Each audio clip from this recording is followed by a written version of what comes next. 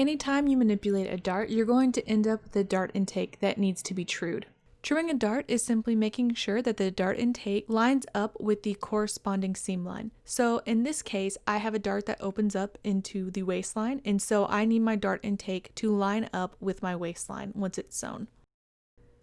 Really quickly, I want to touch on which direction your dart intake should be going in.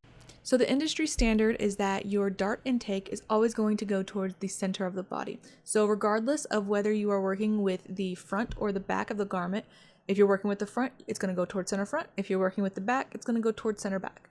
If you are working with a skirt, pant, bodice, it doesn't matter. All of them, the rule is going to be the same. So here I'm showing you the waist dart, the mid neckline, and the mid shoulder line. All of those easily go to center front, right? But what happens whenever you get one of these that are a little bit more on the horizontal side?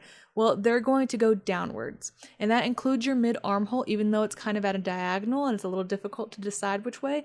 The way that I like to remember this, and this helped me a lot whenever I was in school, is I don't want a crumb catcher, right? So if you drop popcorn down your shirt, you don't want it to catch in a dart by mistake. So that's how I remember it, is that the dart is not going to create a pocket on the inside of your garment if it's going downward. The first step to true your dart is to fold one of the dart legs. Now, if you're working with a heavier paper like I am, you can score the dart leg with a thumbtack. Just make sure that you are a little bit light on the pressure. That way you're not accidentally cutting through it with your tack. Once that dart leg has been folded, go ahead and bring it to the opposite dart leg and give it a good little press with your hands to make sure that the paper underneath is also creased. Now, using your tracing wheel, trace your corresponding seam line. If you don't have a tracing wheel, that's okay. You can also just use a thumbtack and poke little holes in your paper along the seam line, and it works just as well. I know it's difficult to see here, but I do have a little triangle of holes made for my tracing wheel in my dart intake, so I'm just going to draw in that line now, and that is going to be our new perfectly trued dart intake.